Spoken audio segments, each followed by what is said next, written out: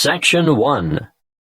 You will hear a conversation between an officer of the Small Claims Tribunal and a consumer who wants to make a claim. First, you have some time to look at questions 1 to 6. Now we shall begin. You should answer the questions as you listen, because you will not hear the recording a second time. Listen carefully and answer questions 1 to 6.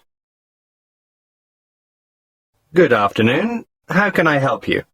Good afternoon. I'd like to lodge a claim. Certainly. Name? Emily Jane Appleby. Appleby. That's an unusual name. Sorry, what did you say your first name was again? Emily Jane. Now, Miss Appleton, could you please fill in this claim form? I've never done that before. Can you help me? Yes, of course. The first part is for the claimant's details. Where do you live? At 1 Uranga Street, Durham.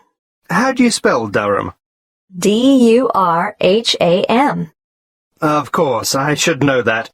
But it's just one of those names that sounds quite different from the way you spell it. It is confusing. I've seen it spelt with 2 R's. And what's the postcode for Durham? 4105. Good. And do you work? No, not at the moment.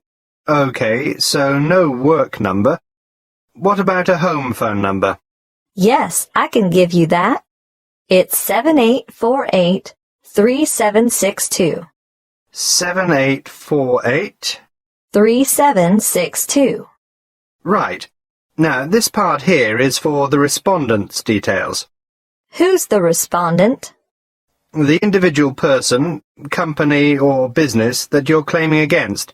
Is the claim against a landlord, tenant, trader, or driver? Well, it's a company that sells home appliances.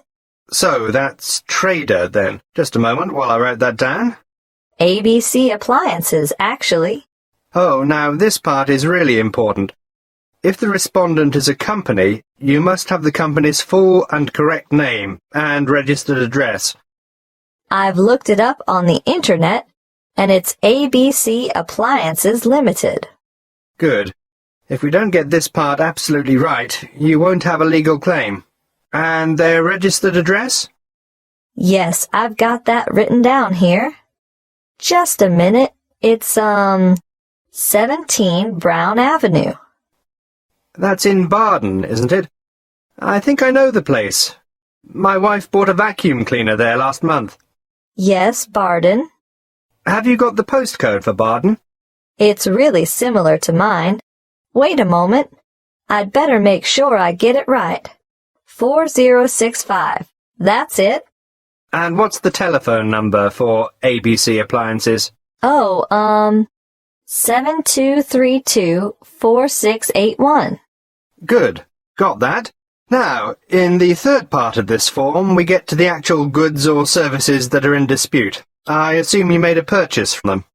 Yes, that's right. On the 3rd of February, 2011. And did the goods have any sort of guarantee or warranty? Yes, but only for 6 months. So it was just a 6-month warranty. Yes, they offered me an extended warranty for 3 years. But I would have had to pay extra for that. Oh, I see. Before you hear the rest of the conversation, you have some time to look at questions 7 to 10.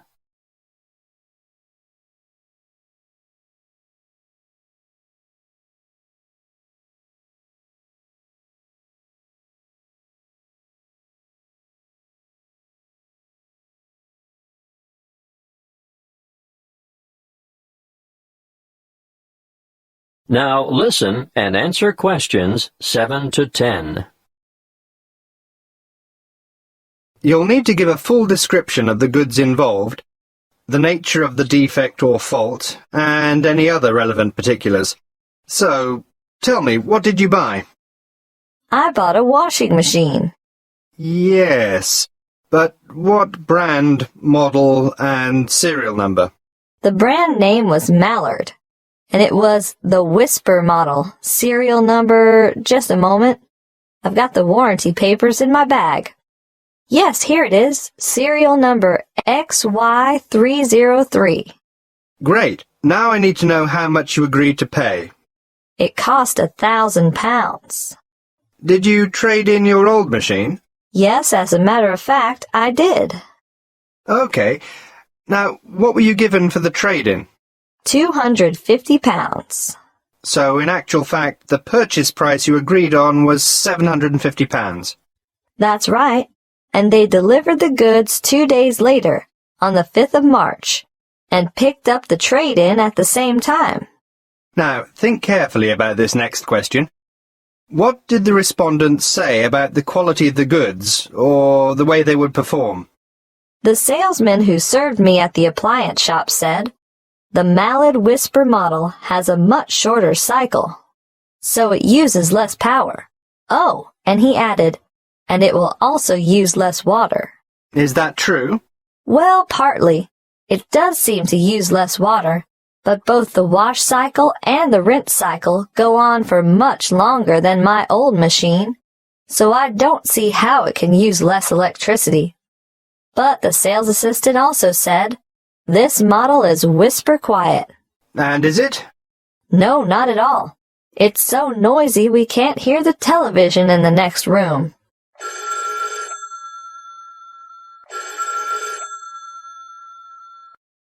Excuse me, I have to answer that. Would you mind waiting? I'll get back to you in a minute. That is the end of Section 1. You now have half a minute to check your answers.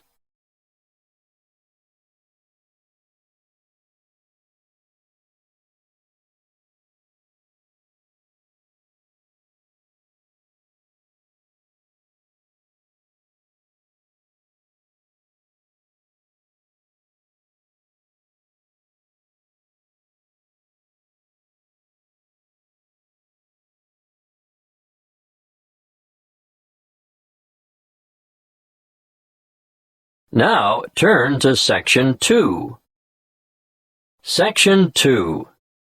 You will hear a representative from Dreamtime Tours giving information about a particular tour option.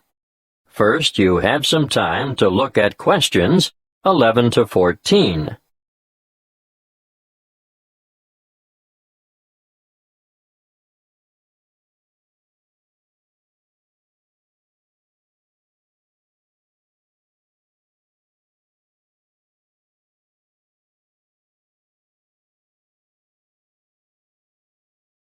Listen carefully and answer questions 11 to 14.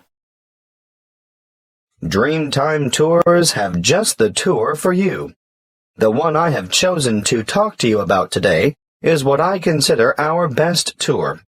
It will take you from coast to mountain and back again. You'll spend a memorable and very comfortable day traveling in air-conditioned luxury. You'll see from our brochure that we have 4 pickup stops along the coast, and about 20 minutes after we pick up our last passenger for the day, we'll be stopping off briefly at a magnificent housing development, marina, and shopping complex.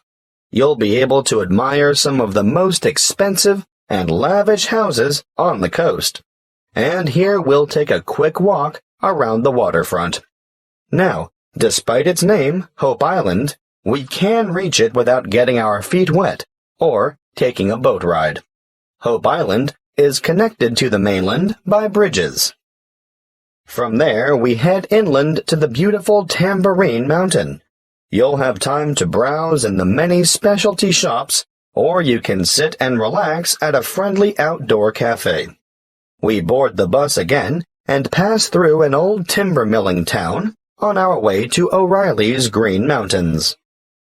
Once there, you might wish to venture across the famous Treetop Walk, which is a bridge suspended in the canopy of a rainforest. Definitely not for the faint-hearted. If you're not up to the excitement of this walk, Or perhaps after you've done it, why not enjoy lunch on the balcony of O'Reilly's restaurant? Before we leave, you'll have time for a stroll through the botanical gardens. Or perhaps you'd like to feed the beautiful parrots and other birds. We'll supply the birdseed. From O'Reilly's, we travel to an alpaca farm for a demonstration, and of course, there'll be a photo opportunity for you with these gorgeous animals before returning to the coach for the journey back to your original departure point. Before you hear the rest of the talk, you have some time to look at questions 15 to 20.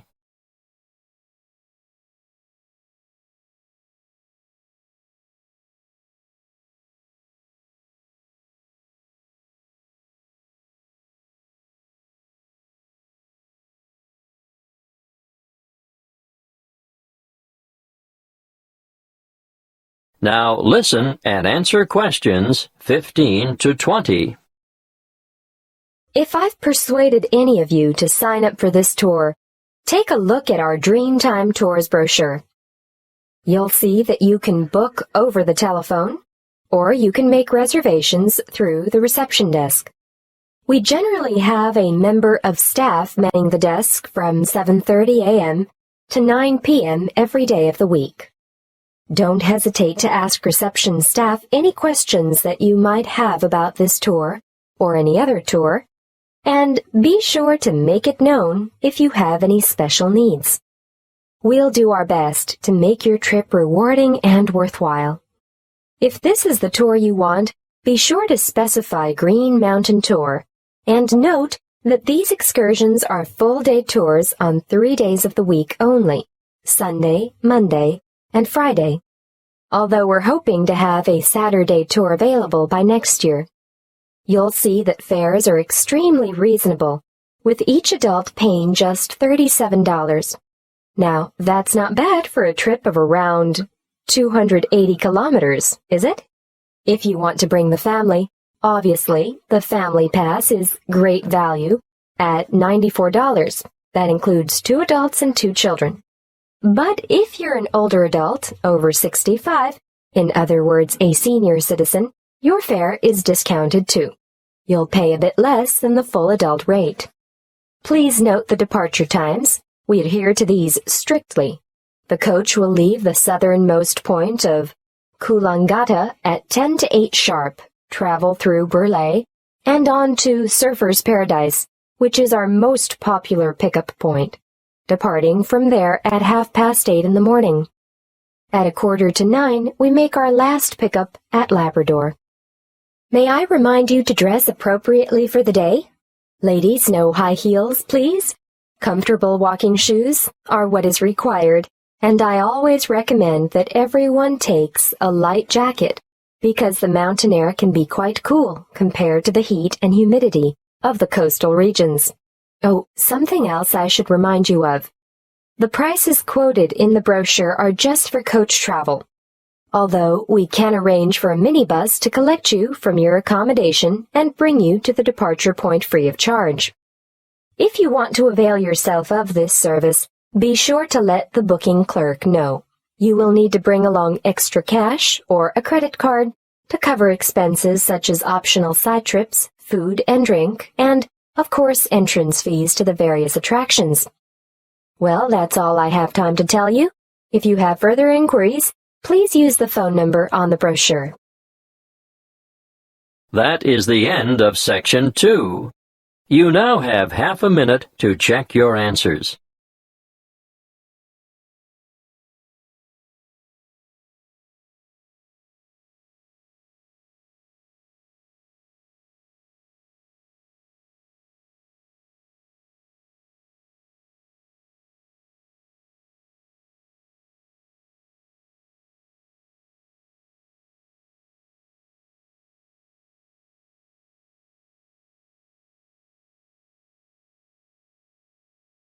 Now, turn to Section 3. Section 3. You will hear a conversation between 2 training college students and their liaison officer who is enrolling them in a volunteer program which provides English language support in a local secondary school. First, you have some time to look at questions 21 to 25.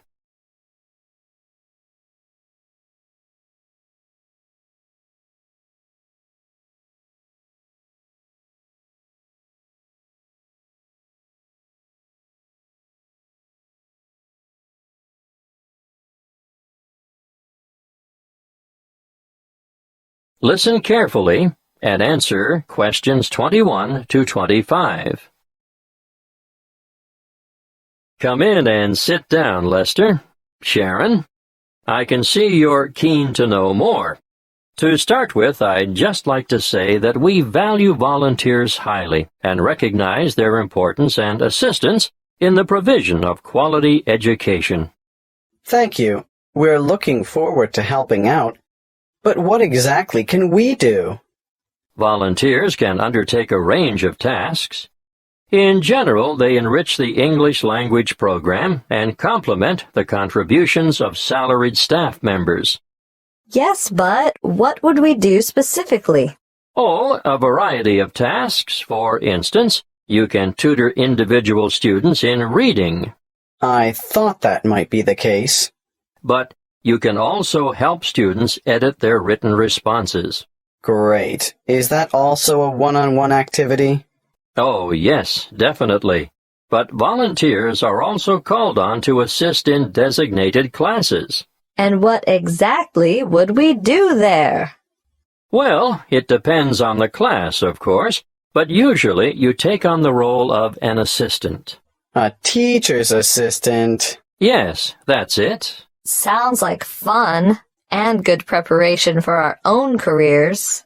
Then, an enormous area of assistance is developing students' organizational skills. Yes, I can imagine that's why some of them are struggling in the first place.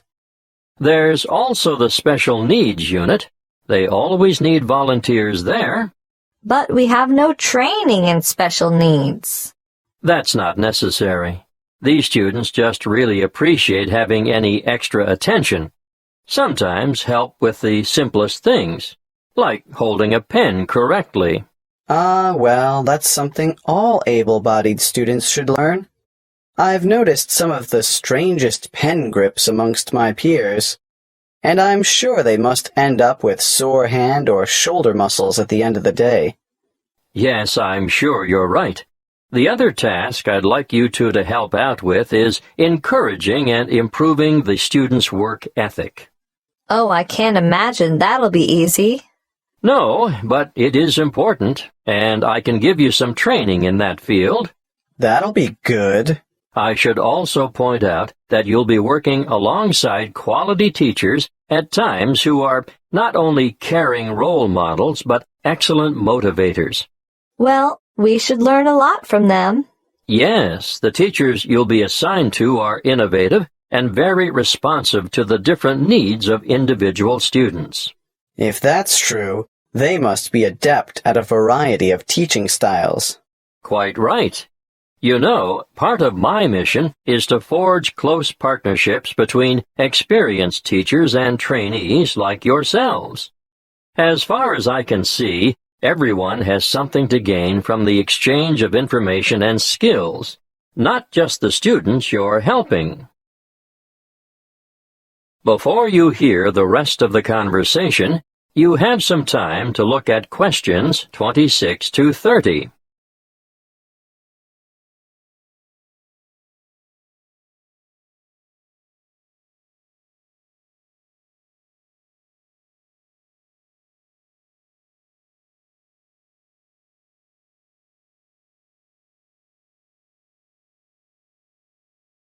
Now listen and answer questions 26 to 30.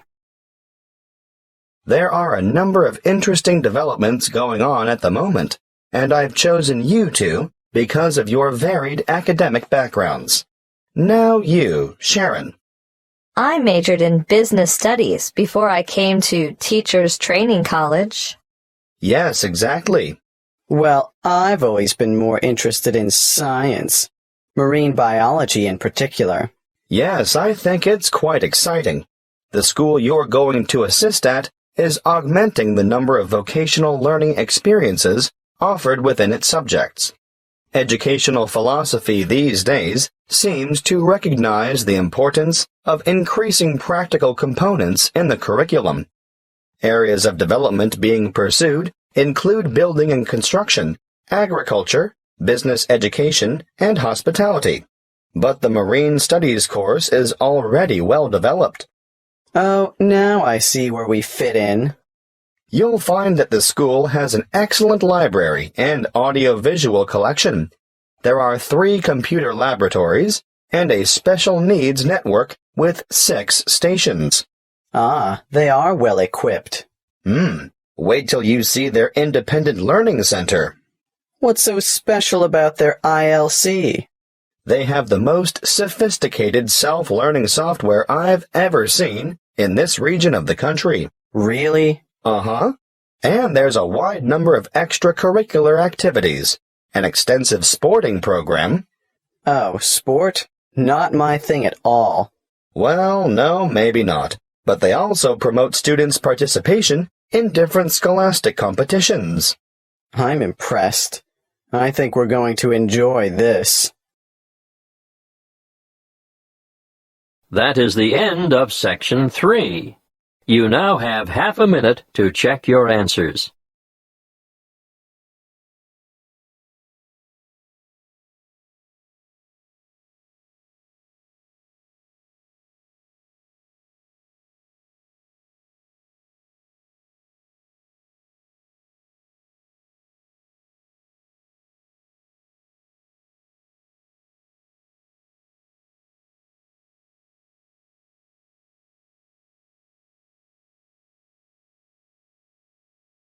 Now turn to Section 4. Section 4. You will hear a talk by a health studies lecturer on anxiety. First, you have some time to look at questions 31 to 40.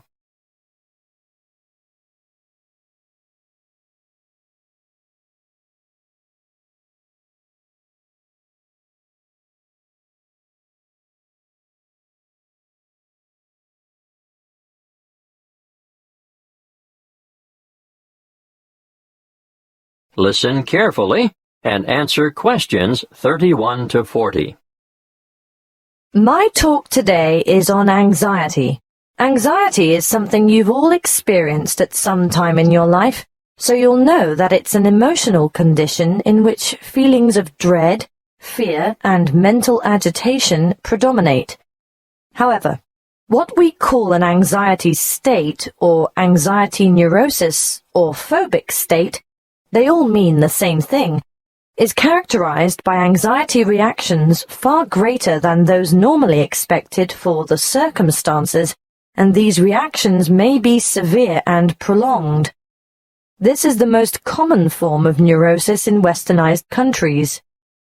Usually, normal anxiety decreases with repeated exposure to the feared situation, whereas a neurotic anxiety tends to increase. Gradually, the person is inclined to avoid the feared situation and views it with increasing dread. Sometimes there may be an inherited tendency for this, but usually environmental issues are more important. The individual may have been a worrier throughout life, and a stressful condition, just before symptoms set in, is common. Often there is a gradual build-up of anxiety, possibly for weeks or months before the ultimate break occurs. The precipitating cause is usually one of great significance to the patient, often related to personal events, such as bereavement, a breakup, threats to career, health, or personal integrity. What are the symptoms of phobia? Well, phobic states often develop into severe, crippling challenges that can be very difficult to overcome. The person develops a fear of certain situations. It's not uncommon to have one or more of these present at the same time. I'm going to name some frequent phobias and give you a description of their symptoms. Let's start with agoraphobia, which is when the person has an intense anxiety about venturing outside the safety of the normal home surroundings. It may be impossible for this person to ever go out alone. Their fear of public or open spaces is completely irrational, and they often end up leading very secluded lives. Claustrophobia, on the other hand, is a morbid fear of closed-in areas or places. If you see me taking the stairs instead of the lift, think about it.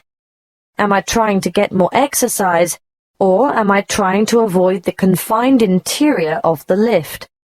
And I'm sure you all know people who are afraid of flying.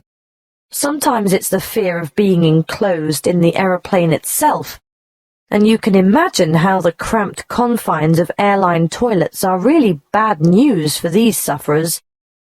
Now I'll move on to discuss social phobia, which, believe it or not, is more common in men. It's an acute anxiety that develops when they are in the presence of others. They feel self-conscious, apprehensive, and embarrassed. If attention, real or imagined, is focused on the sufferer, he becomes uneasy and may blush, stammer, or stutter. Some sufferers even develop tremors, shaking or trembling movements of a part or parts of the body. Or another very common sign of their extreme discomfort is that they perspire profusely on their palms, under their arms, or on their feet. That brings me to the last one that I want to mention today, and that is single phobia. And no, it's not a fear of lifelong bachelorhood. This one is actually precipitated by an acute aversion to dogs, cats, spiders. You may have heard of the term arachnophobia.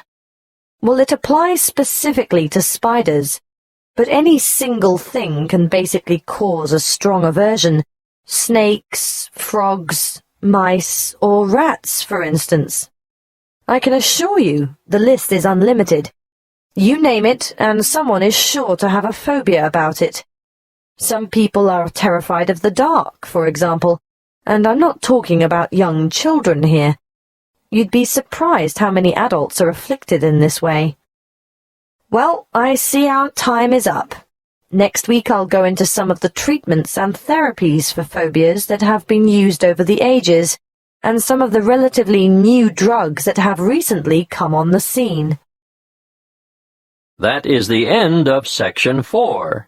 You now have half a minute to check your answers.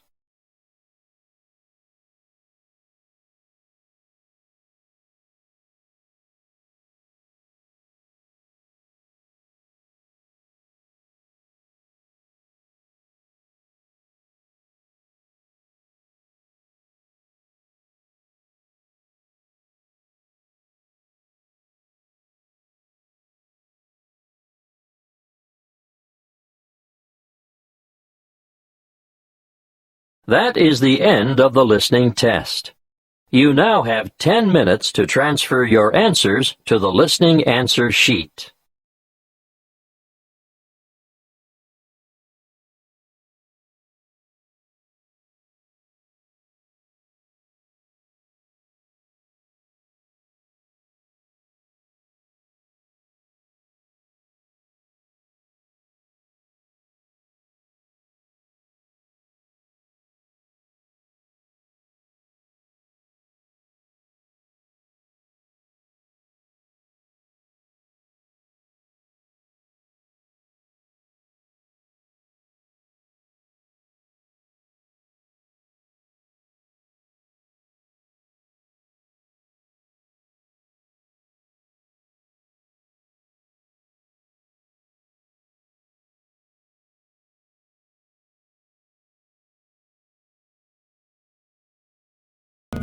Thanks for watching. Here are other 2 videos. You can watch them as well. And if you haven't yet subscribed my channel, please subscribe it and hit the bell icon for my upcoming videos, and share these all videos among your friends.